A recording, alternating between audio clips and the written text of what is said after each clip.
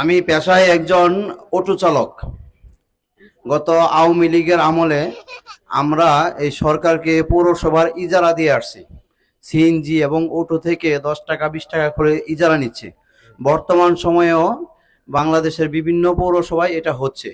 আমার প্রশ্ন হচ্ছে, বাংলাদেশ জামাত ইসলাম যদি ক্ষমতায় আসে, তাহলে কি আমরা যারা গরিব মানুষ আছি, সিএনজি চালাই, অটো চালাই, তাদের থেকে পৌরসভা ইজারা নিবে কিনা? এটা খুবই দুঃখজনক একটি বিষয়।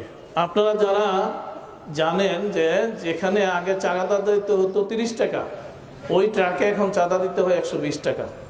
যেখানে আমাদের সার কারখানায় যেখানে একটা ট্রাকে স্ট্যান্ডিং অবস্থায় লোড আনলোড অবস্থায় চাঁদা দিতে হতো ওই সময়ে 50 টাকা, সেটা এখন 1200-1300 টাকা পর্যন্ত দিতে হয়। এটা আমাদের জন্য দুর্ভাগ্য যে এখন চাঁদার উপর একটি দল নির্ভর করছে। আমরা যদি ক্ষমতা যাই, পৌরসভায় একটা আয়ের উৎস যেগুলো আছে এর মধ্যে এটা একটা তো এটা কিভাবে সহনীয়, যেহেতু আইনানুগ ব্যাপার, এটা ছাড়াও পৌরসভা চলতে পারে।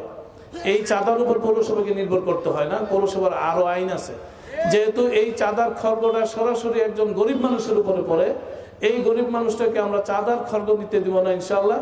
এই চাঁদা ছাড়াও পৌরসভা চলতে পারবে, এরকম আয় এবং কর্ম আমরা সৃষ্টি করবো ইনশাআল্লাহ। আমরা এটা বন্ধ করে দেবো ইনশাআল্লাহ।